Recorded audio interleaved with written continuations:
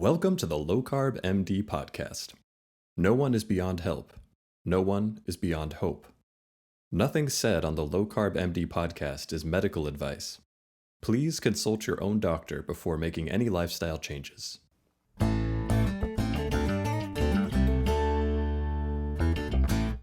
Hello and welcome back to the Low Carb MD Podcast. Tro, we have a fellow Arizonian here. So we have a West Coast advantage, finally. I've been waiting for this day. I feel like all the good people are going to Arizona. That's it. Maybe I got to convince Ro we got to pack up and go to Arizona. Who knows? We'll see. Can two of us fit in Arizona? I don't know, Brian. Yeah, there's some great people here, but there's a lot of need. I mean, I've been blown away, seriously. The need, there's a doc who hopefully I can get on the podcast who's doing some good stuff down south a little bit. Dr. Muscles down there, Dr. Nally. And there's some good people. And I think we're trying to really get the word out from metabolic health and the low carb community. So it's exciting to see so many good people. We have Temple here to get everyone in shape. So Temple, tell people your story, like how you kind of started going down this path from your traditional training. Like a lot of us had to kind of shift gears and reevaluate what we thought we knew for sure. Yeah. It started when I was young. So I was adopted. So I don't know anything about my family history, the metabolic health on my mom's side, anything. But I grew up in South Mississippi. And if you know anything about the South, the food is very indulgent. And so I always grew up as like the heavy kid. And I played a lot of sports, which I think mimicked some of the things that could have gone wrong in, childhood. But I was always the heavier kid in the group, and that always kind of worked on my self-esteem. But lots of fried food, lots of sugar. And so, I didn't really realize stuff was going wrong with me until college. So I went to play college at a D1 school, soccer, and I didn't feel as good as my peers. And I also just never had a period. And I was always chalked up to like, oh, you're really athletic, you run a lot, you lift weights, like it's not a surprise you're not having a period. But I just never felt good. I was dealing with like your typical mood issues and cystic acne, all of it. So I was, typically put on birth control, and I kind of rode out the birth control for, 4 or 5 years, and things didn't really start to get bad until my last year of college. And I didn't ever know I wanted to be a dietitian. I just knew something was kind of wrong with me, and maybe I could address some of it with food.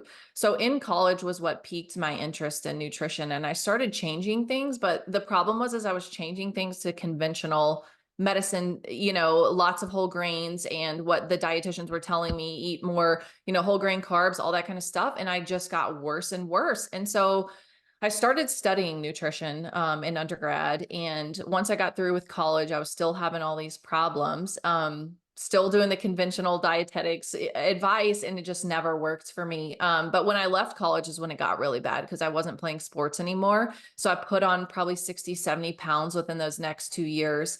All while being, a resident dietitian. And I just couldn't figure it out. I was doing the calories in, calories out model. I was doing everything I could to lose weight. And here I was, this imposter. I was overweight student dietitian. I felt like a fraud. And it wasn't until then I officially got the diagnosis of PCOS. And now looking back, my insulin had to have been way high, because I was, sugar, everything was bad. And that's ultimately what pushed me into this realm is years and years of frustration with diets that weren't working, and calories in versus calories out that wasn't working. And, I was actually on Trulicity at one point too for the PCOS. I haven't shared that before, but nothing was working for me. And, that's when I read Dr. Bickman's book, and then I got my hands on Dr. Fung's book.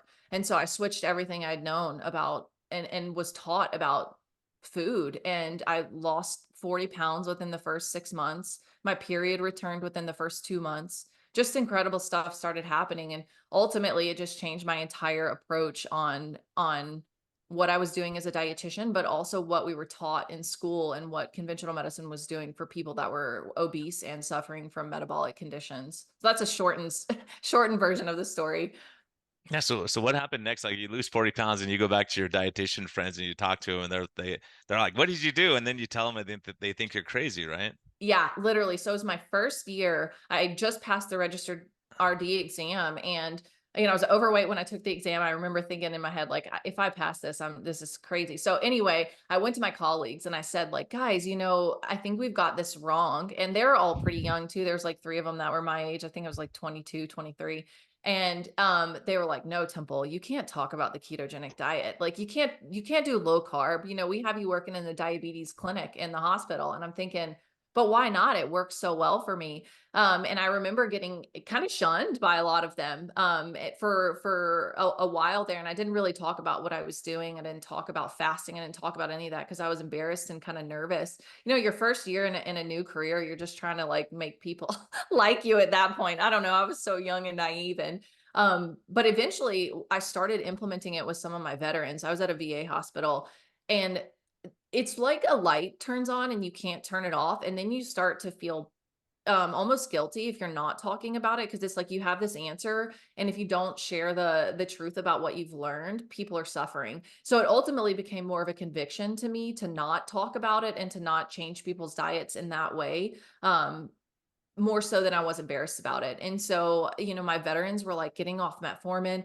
People were sending me veterans from different clinics across the state because we were able to get them off all these diabetic medications. And that's when I think the light bulb really shifted. Is I had a really cool endocrinologist that like supported it. And so we started just pulling people off meds and just amazing results. And we were getting referrals from really that area in Florida. And so that's when I realized, oh wait, this is the right thing to be doing. These people are having better outcomes. They're not having to up their insulin dosages, and they feel better. They're not gaining weight anymore. And that's kind of when the tide really shifted for me. And I didn't care so much what my department was saying of dietitians that were, you know, revolting against meat still and still on this saturated fat kick is going to cause heart disease. I just didn't care anymore. Because I cared more about the outcomes of the veterans that I was seeing.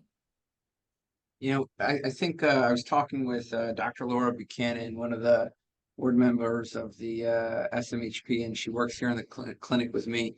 And we were talking about one of the reasons why there's this huge barrier for dietitians, you know, because here you are, a dietitian, your life is improved, and you're not quite able to talk about it professionally or at least openly, right? I mean, that's what was going on. And one of the things we thought is, you know, even if dietitians know, you know, because now in the literature, we know even versus a ketogenic versus a Mediterranean diet, head to head, a ketogenic diet stops more diabetes medications, right? We have that head to head study where it does that. So if you're a dietitian, you can't actually ethically recommend a ketogenic diet because the prescriptions will have to change. So just think about that. If the literature, so I'm just thinking about this group think in the dietetics world, how, if you're a dietitian and you're not working with a clinician, there's a problem, right? There's a huge problem. Yep. And so how can a dietitian recommend a low carb diet? Yeah. You know, it's almost like you can't. No, you really can't, especially, you know, now I can think back to when I was first started. I was really young. I was 23. I was, you know, and you get thrown into this VA hospital, and you have working with endocrinologists who've been there for 20, 30 years. And it's a very intimidating and scary setting. You know, I can remember doing rounds and just being surrounded by people who I respected so much, but also here I am very low on the totem pole, very new in what I was doing. And the last thing I was going to do is, you know, raise my hand and say like, hey, I think this person's appropriate for low carb keto. Can you help me get them off? It wasn't until I had a supportive endo on my, you know, on my team that, and he was all for it. He was like, let's do it. Let's get them off as much as we can. And Verta Health came in there at my hospital towards the end of my career too. And that really exploded things too. But you're right. There is a huge barrier. There's also several movements that have been happening in dietetics, you know, healthy at every size and this mindful intuitive eating kind of thing, which I think some principles are great, but those movements haven't helped either, because you're not only ostracized from the clinical setting, but you also have all these dietitians that are like, oh, how dare you tell someone to restrict a macronutrient? Like that's against everything we're taught. And it's like, not really, you know, we were taught to be the food professionals. And if this helps people, we should go down that route. But you're right. There is massive barriers. And when you're new and young, and even if you're old and seasoned and have been there for a while, it still can be scary to stand up, you know, to a group of people that are I don't know, it's intimidating for sure. Yeah, it's a scary thing. And even if you've been around, I was around for, 16 or 17 years before I started looking at low carb, right? And then you start realizing, oh my gosh, like it's scary when you got the cardiologists, endocrinologists, and Yep. everyone. So I'm actually very encouraged that you found an endocrinologist that was open to it. At least that gives me hope for my profession, is that, even if they weren't uh totally supportive maybe, but it's saying, okay, let's see what happens, see what the outcomes are, at least have an open mind about it. Yep. And then if you see bad outcomes, you go, okay, this doesn't work, Temple. You're gonna have to change the gears, and the healthy at every size. I mean, people don't talk about it a lot, but so many of these leaders have died at a young age in their 30s and early 40s, and you go, well, I don't think this is a very good move. If Sean Baker and everyone drops over when they're in their 40s, you go, okay, maybe this isn't a good idea, and so it's hard that people just can't shift gears from what they've learned. And you at a young age, you realize, okay, I do it this way and it's working and I'm doing better and people are getting off their meds. And so it's encouraging to me that an endocrinologist said, okay, let's give it a shot. I'll support you in that. And rather than having to, have this infighting and saying, I just learned this and it's true, even though my patients are getting worse. Right. Yeah, it was that was a shift for me. And now it's so much easier because now we know, with social media and everything, we know that there are guys like y'all and all over the place now they're popping up where you can get that support and help. I work directly with a nurse practitioner here in Phoenix who's all aboard. And so it's nice that, some of those barriers have been overcome a little bit. I think the other thing is creating consensus and that's, brings up two organizations I specifically want to mention, one of which you're a part of, and another of which we hope we can get you more involved. At the SMHP, we've been working on, we just published earlier this year, a response to the American Pediatrics, Association that's basically said kids should do bariatric surgery and GLP-1 drugs and not low carb diets. They need to be highly supervised. So we published a response, and we are now finalizing our consensus, using a Delphi approach to creating consensus for type 1. And that's just about ready to be published. And, that no person with type 1 of any age should be restricted from having access to therapeutic carbohydrate reduction. So I think it's important that organizations come out that support, real metabolic health, real data. And I'm excited to hear, when I saw when Ken Berry came and said, "True, I'm starting a diabetes organization," he asked me if I could be involved. And I said, I can't, but when I saw you being involved, I was like, okay, they're in good hands. So, Oh, I was like, I don't need to be there. Temple's got that. And I yeah. saw, Tony Hampton's there as well, and some others. So can you talk a little bit about that and how that got started, your involvement with that, and so what are your hopes for that? I know it's very early, but I'm just curious to get your thoughts about that. Yeah, and certainly Dr. Berry and Dr. Bickman and Dr. Hampton, all of them have they're really taking the reins on all of that. What it feels like is an answer to and Diabetic Association essentially is, we all see the recommendations, we all see the recipes, we all see these things that the Diabetes Association is saying, and we all have thoughts about that, and we all are like, well, this isn't the best thing that we could be doing. And so the ADS is essentially an answer to that, and something that can provide people, recipes and clinicians guidelines, and just kind of the flip of the coin to what the American Diabetes Association is doing, and giving people an alternative essentially. And so it's really trying to get off the ground. I would think we have our first meeting here in the next couple of weeks, but there's another dietitian on board too, Michelle Hearn. If you're familiar with her, she's wonderful. Mhm. And so it's just it's kind of answering the need for potential guidelines for clinicians that may not be as familiar as we are with this stuff, and getting people off meds and things of that nature, but also just resources for people that are switching to low carb keto. And so I'm really excited about it. Dr. Berry, Dr. Beckman, all these just very wise people who are kind of spearheading this. I mean, I'm just honored to be there and to help in whatever way, in whatever part I can. Yeah, so the main mission is basically well, it's sad because now we know from, some journalists over at The Guardian and people have been talking about this for a long time, that the ADA is just a, not to say corrupt organization, but to say something that would be fair would be, highly influenced by corporate sponsorship. And, that there's a lot of money going in there for favorable recipes. A lot of times I was perplexed to see recipes with, Sugar, sugar in them, maple you know, syrup. It's like yeah, maple syrup and Agave what syrup, exactly, maple so syrup, yeah, and like, bad.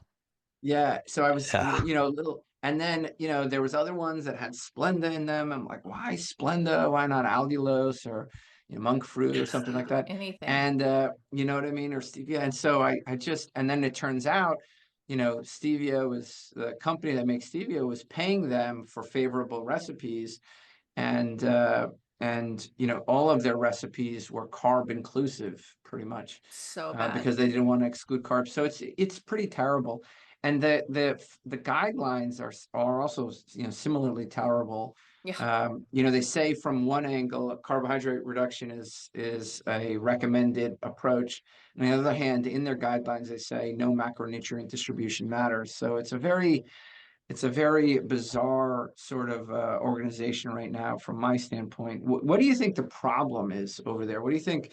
What do you think I mean, because it's hard. People hear me and Brian, talk about regulatory capture, and they hear like, what do you think the problem is from a dietitian's perspective, from a person who had, issues with insulin resistance? What do you think the big problem is with these organizations? Yeah, I don't think it's one. I think it's multiple.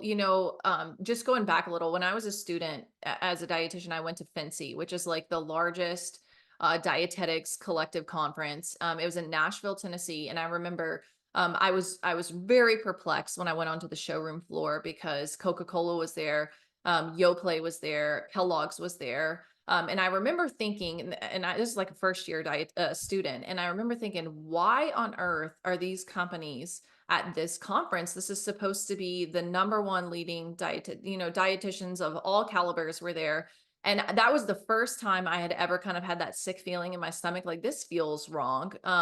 They're giving out samples of just full sodas. And so I remember thinking this isn't right. And so when that study and all those that, work came out about who's pushing this agenda, I was not shocked in any way, because of what I'd seen at FNCE years and years ago. And so I think that's obviously a root of the problem. I think that, you follow the money with all of this, right?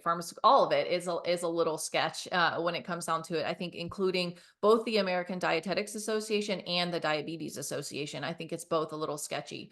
And so I would start there, is following the money, who's funding what, who's lobbying for what, and who's got their hands in what. I also think there is a degree of just negligence. I think there's people that have run these organizations for a long time that just may be closed-minded and or stuck in their ways, who aren't willing to see maybe a different solution or path. But overall, I just think it's a multifaceted issue. I think also these movements haven't helped, this inclusion of all macronutrients. I think people will just hold on to carbs. I don't understand it. It comes into that kind of mindfulness or mindful eating, which you can do without carbs too, by the way. So, I think it's a multi-problem thing, but we don't just see it in we see it in several societies and associations and all of it. It's like, where is this money coming from and who's benefiting the most from it? Because it's certainly not the consumers. Yeah, it's hugely, there's so many conflict of interest, and I think that's something we saw. I think Tro and I were both chief residents, and you say, oh, Grand Rounds, who sponsors it? Like, they're paying for all the food, they're paying for all this stuff. And so they're not doing that out of the kindness of their heart. That's a business move, right? And it's hard because all the doctors get brainwashed by that, because every week you're hearing Grand Rounds brought to you by this company, brought to you by this company. Oh, they brought us donuts today, and they're talking about health. And so it's just amazing, the conflict of interest, and that it's so hard and that's why, on this podcast so far, we've been able to stay away from any corporate interest, because if we have someone on, it's because we like that person or we believe in what they're saying, or we want to learn more. Even if we don't agree with what they're saying, we want to hear more about your perspective and why you think that, and maybe we learn from each other. But the problem is when all the finances come in, like you're saying, you have all the big food companies sponsoring the ADA on one side, you have pharma sponsoring on the other side. If they say anything against either one of those, they're going to lose funding. And now how do you pay all your people? And so they're in a predicament. It's a really tough one because of conflict of interest, and I think we're seeing that pervasive throughout nutrition, throughout medicine, throughout government even, and so it's a Yep. tough one. We see this, and I think over the last few years, it's really opened a lot of our eyes who were pretty naive. I think Professor Noakes and Gary Fettke, they opened our eyes a lot, because I was thinking, why in the world are they going after these guys with all guns blazing, and Yeah. not like having a discussion about what they're doing and why they're doing it. Yeah. Yeah. And we saw it recently too. I was like 3 or 4 months ago, there were like 15 dietitians that had to come out and apologize because they were promoting, I mean, they were being lobbied by like sugar and aspartame, like these wild Oh, yeah. companies. And it was like, it was a bunch of them. And I remember it being really pretty surprising, because that really is like, I mean, that's a big deal, that to some degree, I feel like every dietitian on the planet knows sugar is not ideal, right? Even if they want to argue down to mindful eating and all of that. But it was just, that came out recently. So yeah, you're absolutely right. And it's kind of sad. I mean, it's really sad. Yeah, what you're talking about here, just for the listener, because I think sometimes we talk about it, and all three of us know exactly what you're talking about, is you're talking about the Washington Post article from Anna Hand O'Connor that exposed, who's a great healthcare reporter, and if you need a bunch of healthcare reporters to follow, Nina Teitschultz, Gary Taubes, Paul Thacker, Catherine Ebon, all of who have been on this podcast, right? And Anna Hand O'Connor is probably the last one that I would absolutely recommend. Those 5 healthcare journalists have been tackling industry, government from every angle. And Gary Ruskin from US Right to Know, if you're looking for another one to follow, absolutely amazing. But that article was from Anna Hand O'Connor, which covered the fact that there was an organized movement to promote aspartame and to promote sort of narratives, and they weren't disclosing their payments. And these were from huge influencers, dietitians and doctors alike. There were a couple of doctors there who were bought out by industry, and they weren't disclosing that this was or it was like some small little hashtag, like, partnership or something. Well, yeah, And and not only that, Tro, the problem is, and we called it earlier, we noticed and go, that's odd. All these people would attack Jason Fung on the same day, and then the GLP ones come out the next week, right? And so you see that these people are paid for tweets. I can, with 100% honesty, say I've never been paid for anything I've said, right? My wife would probably pay me not to say certain things that I say, but that's besides the point. But, I think that when you see this conflict of interest, and a lot of those doctors who attacked Jason Fung are now pushing that drug, right? And so what's happening is they have PR firms that are paying people, so they're not taking money directly. It's a money laundering scheme, right? Where they can say, yeah, I never took the money from pharma at all. Oh, but did you take it from the marketing firm? Then they delete their posts, right? Because of course. So I think it's, it's a hard thing, because people want advocates and people who believe, not because they're paid to say that blueberries are good for you or whatever it is, right? To say, hey, if I believe blueberries are good for you, great, I'll say it's good for you, not because I have a financial interest in that. So that's what's so hard, is people have violated the trust, and if someone doesn't write this article, no one would ever know that they're paid to make these statements.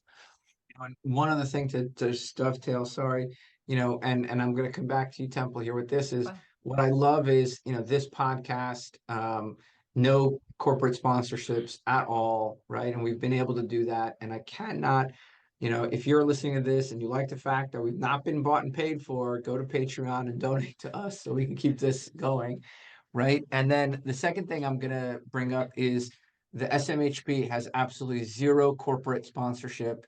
And one of the things that I love about the ADS, which is this new organization that you're on the board for, Temple, along with Ken and Tony and all the people you mentioned, is that they've come out and said they will vet every large donation, and I think that shows that this is an organization that intends on having integrity. And that makes it easy for me when I know Ben's a part of it, Tony's a part of it, you're a part of it, Ken, and it's easy for me to recommend it because I know your guys' character. And then when I saw that you guys are going to vet every donation, I mean, I think that was a huge thing, and that's something we've been doing at the SMHP as well. Yeah, I think it's awesome. I think people are tired of getting sold to, everything, every ad, every social media, and then you look at even all the way down to healthcare. It's just I think it's the tide is shifting, which is a good thing for people that they can have confidence in who they're working with and not know that it's influenced or biased in any way. It's a nice change for sure. Yeah, absolutely. I think when people listen to us, and we talk about influence and regulatory capture, it's sometimes, I don't know if you've seen this in your own community. You said you work with an NP and patients. Do you find that it's tough for your patients to swallow that a bit of information? Like, up until 2023, when my tweet went viral that the CDC is still recommending over 50% carbohydrates for people with diabetes, did they change? And they silently changed. They took it down off the website, right? Up until 2023, that was what was recommended. They didn't make any announcements. They didn't do anything. You can go to Wayback Time Machine and see when they changed it right after my tweet, okay, that went viral. But when I tell patients about this and I talk to them about all the things that you and I and Brian, we're all talking about, and we all know, do you find that it's tough for them to swallow? How do the people in your peer group take this information? How do your patients take this information?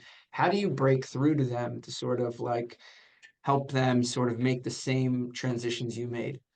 Had you asked me this question 6 years ago, I would have said yes. It is a harder pill to swallow, and it is harder to convince people. But I think, given the massive mistrust that people now have in media and healthcare and the government, and I don't know, it's hard to find a good, trustworthy thing. I think people have really shifted, and I have found that it has not been that hard as of late. Within the last 2.5 years, I think it has gotten easier.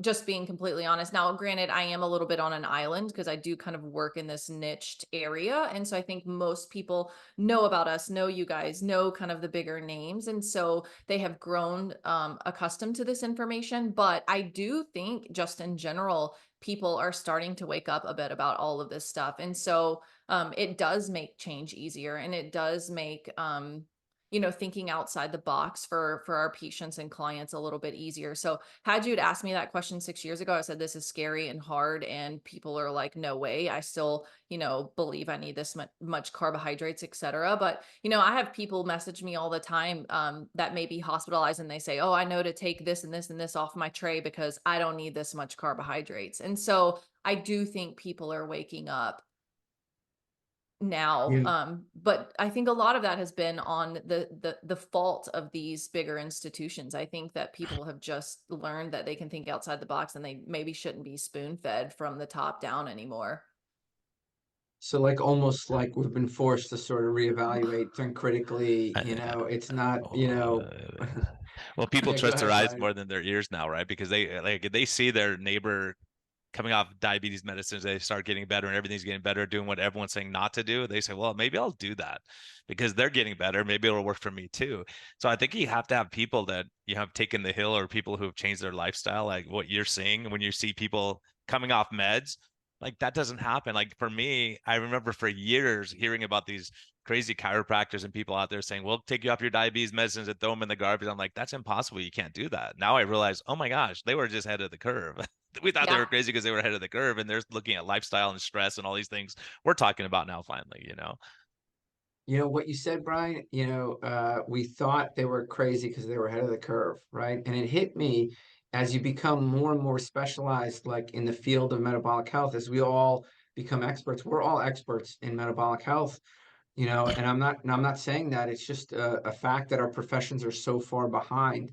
So we all have to be comfortable, I feel like, as we excel in our professions in this niche field, we are going to be leaving them behind, and we have to figure out ways to sort of reach those people and bring them up with us, because we're going to be like those chiropractors now, Yeah, and I think that's the problem is it's not being wrong, it's being right too early.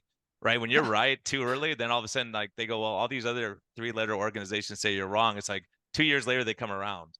Like, okay, Yeah. it just took them a long time to come around. They just didn't understand. So people, it's like, you learn how to drive at 10 and 2, and then you think that's the way it has to be the rest of your life. And someone else comes along and goes, this is a better way to do it, isn't it? And then you go, okay, let's try it. Yes, it is better. So it's a hard thing. And when the standard of care is wrong or not working, you have to change the standard of care. And that's what SMHP and all these other organizations are trying to do. Say, look, the standard of care is not working. We have a huge pandemic of obesity, diabetes, metabolic disease, mental illness. So if it was working, then we wouldn't be looking for other alternatives because everyone would be healthy and fit. Yeah. Yeah. I also think you have to have a degree of thick skin, and all three of us have a story that we put on social media about how our lives were changed of this, which testimonies, I think, speak huge volumes. But you guys know it's just a constant social media. Oh, at least, yeah, it's brutal. And I think you have to be willing to take on some of that risk. I can remember leaving the hospital, and people telling me they were going to turn me in, get my license out and all this other stuff because I'm promoting ketogenic diet, which has tons of published literature. And so it's just like, I feel like those of us that just care more about our patient outcomes are willing to take a little bit of that on the chin, because it's like, okay, once the light turns on, it just couldn't turn off for me. And again, my convictions were too strong. I was like, I can't go back to doing the same thing I was doing because it just wasn't working. And to me, that's a detriment to my patients, and I'm not serving them well if I am just seeking comfort and not willing to kind of step out on a ledge a little bit and take a few on social media and be okay with it, because it doesn't stop, I think, when you're a little bit ahead of the The curve. comfort is knowing that your patients know and they're seeing the results, and they're getting, they're able to go do stuff they couldn't do before. Their mood is better. They're feeling great. It's like, I really don't care what some guy sitting in mom's basement has to say. Right. Right. That doesn't really know what they're talking about. They haven't treated one patient, but they know better than doctors in the front lines. Yep. Well, I think, you're saying caring, just caring about social media, but I really think it's much more than that, right? I cannot tell you how many times, and you mentioned it yourself, uh, Brian and I have been threatened online, and these threats could actually become an issue. If somebody, they can become, they're not, just empty threats. We know of Yep. several people in the sort of low carb space who have had to go through undue hardship. I mean, it's real. We talked about Gary Fettke, we talked about Tim Noakes, and people do anything, misconstrue anything. So I think it's a very real threat, especially when you're dealing with licensure and all that. It's a very real threat. Well, and even when they Uh, had the data on their side, they got dragged through the mud for 3 to 5 years, right? And you have to go Yep. to court. You don't have time to go see patients, and it's just a nightmare. It's a nightmare situation. And it's hard that the people bringing the charges don't have data. They don't have data on their side, and that's why it's frustrating that you have to deal with that stuff. But I think that's part of it. I think the more, like, had they have not made a big deal about Fetke and Noakes, it would have just went quiet and wouldn't be a big deal, right? And so now, once people say, hey, they were vindicated, then that gave, this podcast wouldn't be here for Noakes and Fetke. Like, we had to do it because we have to change the standard of care. And then when the more doctors and nutritionists and dietitians out there who are saying, look, I'm having the same benefits, and not these two crazy guys just talking. So I think it's really important that as we have people around the world showing their benefits, it really does change the paradigm.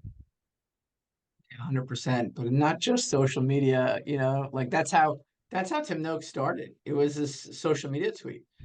It was a social media tweet, and then he was in court for 2 years and 4 days. So I Gosh. think there's a lot more hardship that we accept, and a lot more courage than we all actually accept. It's hard to do what we all do. So anyway, bottom line, I'm proud of you. Keep doing it. I'm proud of myself. I'm proud of Brian, because it's not just being, antagonistic. We have to change for the sake of our humanity. Our whole nation is suffering at an unbelievable rate. The obesity is through the roof, and the processed food profits are through the roof. Yep. And it's not going to change unless we do something about it. So a lot more people need that same courage that you've displayed, and to put on there that you're joining this ADS. I think simple things like that. I know for you, it's like, oh, we're just getting started. It's small, it's this and that, but it's not. These are huge, big steps. That could be the organization that makes change. So anyway, I just want to say I'm impressed and super impressed. That's it.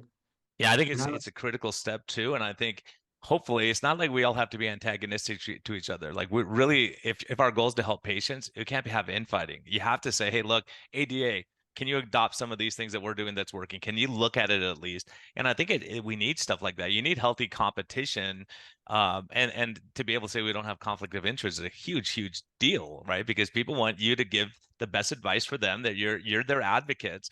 But if my advocates is getting paid off by people who are not looking at my best interests, then I have to start looking at that. And I think more and more people are stepping up and saying that. And I think there will be, based on what's happened over the last few years, I think there's going to be a cleaning of the house. I really do. I have a confidence in that people are going to come in and go, wait a minute, we have to really look at the data and include all the studies, whether we like them or not. Because I'm willing to look at stuff that I disagree with and say, let me just see if this is a legit study. Then you go, oh, okay, this is some kind of random trial, that the study doesn't show what they're saying it says. The headline's different than what the study actually shows, and Tro's great at doing that. But I think it's really important that we just can't be at battle with each other, because you're a threat to the ADA. So instead of saying let's listen to them, they will attack you and try to do everything they can to discredit you. And that's the hard thing, is like, having to have data and support what you're saying. And I think that's really important, that we all can kind of say, okay, let's bend a little bit in this area, right? Maybe we do have to look at conflict of interest, and maybe it does open their eyes a bit. I hope that's what I'm hoping happens, but I'm a cynic. What do you think, Temple? No, I completely agree. I think you're right when you said it is a big step, and it's not something small. It is.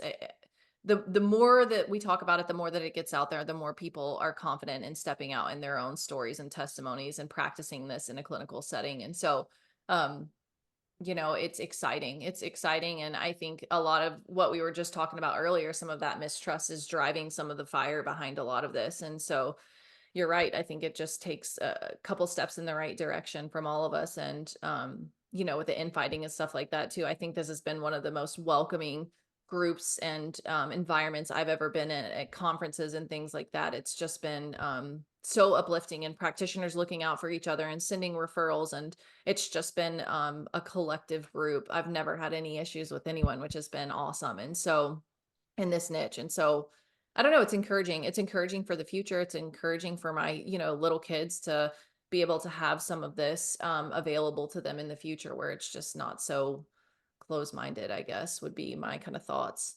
Well, let's talk about that, because there's two major, you mentioned events and welcoming group, two events we should probably discuss, one of which you're speaking at, I think. One is Keto Orlando, where you're going to be a speaker, and that's coming up in a couple of weeks. So this should be out maybe a week before that comes out. I think it's the August 3rd weekend, if I'm not mistaken. And then there's another event right after that, which is the Symposium for Metabolic Health in San Diego, in Brian's backyard. And I know he's going to be speaking there. I'm looking forward to that. So two awesome events that people can go to and sort of connect. And I'm just curious, what's your topic going to be at Keto Orlando? What's your presentation going to be? So I usually talk about, PCOS and that kind of stuff, but because cortisol has gone so viral lately, and it has just been the crux of everyone thinks that that's their biggest issue, I'm actually going to kind of do the lowdown on cortisol, how insulin affects it, all of that, which one to prioritize first, metabolic health. So I'm kind of taking the cortisol route because it went mega viral, and there's a lot of just kind of interesting info on cortisol online. And so I'm just kind of educating and talking about how insulin affects cortisol, metabolic health affects cortisol, and kind of what we can do to mitigate some of the stress around that. Yeah, Ultra, I see a second podcast coming up. We need to talk about that, because that's been our topic too, looking at the effects of stress, oxytocin, all these other things on our metabolic health, not just what we're eating necessarily. And I think that's a huge topic. I think we all see that, how stress and life circumstance affect our walk as far as trying to get healthier. And that's a hugely important area. Yeah, I'm excited about it. It'll be Why good. not now? I'm curious, are you seeing anything on what have you seen online? Because I haven't seen that go viral. So I'm just curious, what is being said online, and what should we know about cortisol? Yeah. So I'm mostly on Instagram. So it's really there. But I think people tend to get really like one hormone focused. It feels like. And so I've just seen things like, like, oh, heal your cortisol with this cortisol mocktail. And it's like, okay, that might help. But if you've got true cortisol issues, there's a deeper there's deeper problems going along. And I think one of the biggest myths I see is people try to like, quote unquote heal cortisol, but don't understand that you'll never heal cortisol if your blood sugar is dysregulated. And so a lot of times there's this emphasis on healing cortisol, and I'm totally for it, right? We've got to de-stress, and our children have to de-stress and all of that. But until you fix, insulin, metabolic health, and blood sugar dysregulation, it's going to be really hard to affect stress in any meaningful way. And so there's lots of, everyone's wants a, sexy solution. That's one step and pretty easy to do. And so you see like, the gummies and the mocktails and this one thing changed my metabolic health for life. And so I'm kind of dispelling some of those myths because I think stress is much bigger than a magnesium mocktail at night, although that may be helpful. I'm not discrediting that. I just don't think it's the number one thing that's going to fix someone's life. I think stress is just so multifaceted and all of us have it. I think it comes down to how we deal with it versus whether it's there or not. And so those are just some of the myths and stuff I've seen online from, influencers and things of that nature that has just gone a little too far, in my opinion.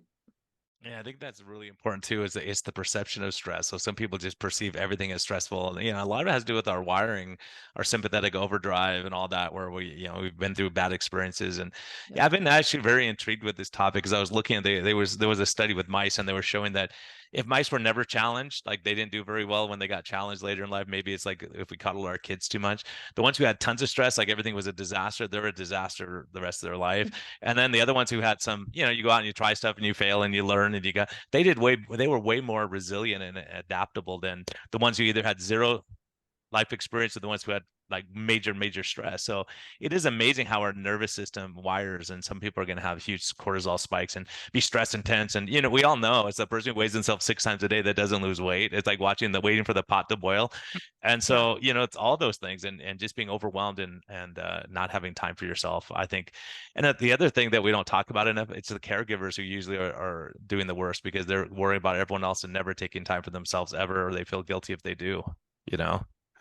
100%, absolutely. It's interesting. I've had probably 2 or 3 cases, we're talking about stress hormones, either, the stress hormones come in 3 basic categories. You have the cortisol, right, which everybody hears about, that major stress hormone. But you can have, aldosterone also be elevated. You can have some other hormones also be elevated. And we have had several cases, and 2 of which we've published about, or no, one submitted and one was, one's published about, of cases where ketogenic diets markedly improve true, like organic, I'm not talking about like you're just stressed out and your cortisol is high. I'm talking about brain tumor sending a signal to your, adrenal gland to make excessive cortisol. It actually masked the symptoms, him going on. That's how powerful a ketogenic diet was. It stabilized the blood sugar, helped him lose weight, helped him moderate his blood pressure. And that tumor grew in his head to the point where he had high blood pressure. And he came into me then saying, my doctors are telling me to go low salt for my blood pressure and cut this keto stuff, and the keto's the problem. And I looked at him, I'm like, wait a second, your face is the size of a moon, which is one of the features that we know of Cushing's, right? His face was nice and round. And I'm like, you lost weight, but your face looks fat, What's happening? compared to what you're showing me online. He was showing me all his pictures of his carnivore meals. I was like, you were fatter then, but your face was jagged. And it was that, that one little, tip that clued to the diagnosis that everybody had missed. We did an MRI of his brain, and he ended up having a brain tumor that was pushing on his pituitary, that was then sending a signal to his adrenal glands to make excessive stress hormones. And 3 different doctors had said, just go low salt and eat, lose weight, eat less, move more, including a hospitalization, for high blood pressure. And all it took was actually just spending some time with him. Anybody could have made that diagnosis. A medical student could have made that diagnosis. if they just weren't dogmatic and had a bit of time. And but my point of the matter is even when you have a true organic, quantifiable tumor making excessive cortisol, a low carb diet was incredibly therapeutic. Wow. So I cannot stress, exactly what you're saying.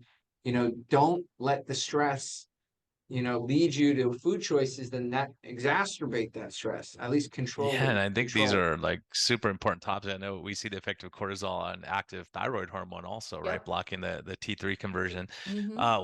What have you seen with insulin and cortisol, the interaction between those two? I haven't looked too much into that. Well, so I've started looking at a lot of Dutch tests in my clients just because it's easy for me to order. And so I just find that it's very difficult to get any changes with cortisol levels and those optimal levels. So I like to see it from 10 to 15 versus conventional, I'll let it go pretty high and or a little bit lower than that. And so I have just seen that it's very hard to control or get good outcomes in those Dutch tests and or just symptoms, quality of life if insulin is high and C-peptide are high. And so a lot of people come to me and they're like, I know there's a cortisol issue, but they're telling me to eat carbs so that I don't stress out even more. Mhm. But I find that the opposite have been true, is that when we can get your blood sugar pretty stable, lower insulin, 4 to 6, that their cortisol comes down, just like Dr. Tro was saying. And so I just think we're putting the wrong in front of, or putting the wrong one in front with the cortisol. And there's a lot of people that say you must have carbs to lower stress and stuff like that. But I found that reverse T3 goes up in these people. And so it's been enlightening to see, because I think there's just so much misinformation, but really it comes down to getting insulin straightforward first. And then you'll see those changes, like exactly like Dr. Tro's, examples there. Yeah, I think we Can see you that clinically, and I think Troy. And then the other thing I've seen too is I have two patients with glycogen storage disease Wow. disorders, and the thing is, if you give them exogenous ketones, it has zero benefit to them. But if you lower their insulin first, then they start seeing benefit from that. So insulin is, That's interesting. there's so much that we don't understand yet, but we see it happening, and that's what's exciting to do what we're doing. Is we say, okay, once we get that insulin under control, are we going to feel better and your mood gets better? Now this guy who couldn't exercise for more than 3 minutes, now he's running, in his backyard playing volleyball with his kids, and you go, okay, wow, there's something to this. It's pretty amazing. That's awesome. Yeah, let me tell you, it's amazing to see the power that nutrition has. I'm a little bit curious, just to jump back. You talked about the Dutch test. Can you, me and Brian and yourself are a little bit familiar, but for those who are not familiar, can you explain what the Dutch test is? Yeah, so it can feel a little overwhelming if you're a practitioner looking into this, or you get your results back as a as a client or patient. But there's several different types of Dutch tests. So you go all the way depending on what you want to test. So they'll test androgens as well. They'll test all your estradiol, progesterone, things of that nature. You can do salivary. Some will include urine samples, kind of depending on where you are. But it's essentially a video versus a picture. So a lot of times in blood work, we just get a picture, a snapshot in time of what's happening with cortisol. Whereas with the Dutch test, you can kind of get a full day's worth of knowledge and information of what exactly is happening and kind of what dials are turning with all of these hormones. So I prefer looking at a Dutch test if I have red flags for someone with cortisol issues, because it gives me a better idea of what cortisol pattern is happening and where it could be messed up. The other thing with cortisol that a lot of people misunderstand is a lot of people think, oh, you just want low cortisol, and that is not it at all. You guys know the pattern of cortisol elevated and then goes down towards the evening. And so the Dutch test does a really good job of pinpointing where the actual problem may lie. Is it in the morning, afternoon, or evening? And so that you can kind of facilitate, if you're using supplements or something else, where to, direct treatment and or where their problems may be. And so it just helps us get a better idea. And I describe it as a video versus a picture. Blood work is great and super helpful, but sometimes these different patterns of hormones are helpful to know what's exactly happening throughout the day and sometimes even overnight. And so Dutch does a really good picture of that, of the video of the day, essentially, in a really simplistic way to describe it. Yeah, a lot of times, people ask me to check cortisol, and I'm like, look, the best way to do it that I know of, is multiple salivary samples, Yep. particularly when it's supposed to be really low, like at night. And then 24-hour urine cortisol is a fairly good way to sort of get a picture all throughout the day, not just at a, moment in time. Yep. And the gold standard testing is to give a bit of steroids and see if that response suppresses, along with some other tests. So very, very cool stuff. Brian, any other questions we got to ask Temple before we lose her? Yeah, Temple, how do we work together? What do we have to do to get us Yeah, I'm all in working together with Gilbert. patients? Yeah, y'all can find me online anywhere. I'm happy to help in any way I can if you guys need dietitian things or anyone else out there. But I'm on essentially every platform as the ketogenic nutritionist. I'm definitely most active on Instagram, but Twitter has been a fun place as of late. I will say I have found myself on or X, I should say, quite a bit the last at least couple weeks. But yeah, so anything you guys need or any other clinicians, practitioners, doctors, if you guys need anything from a dietitian, please don't hesitate to reach out, because I'm happy to help in any way I can. Yeah, I think it's so important that we all find if we're doing what we're doing, it's not working, we have to look further. And I think doing Dutch testing, GI map testing, looking at the gut microbiome, there's so much that we just don't understand that Tons.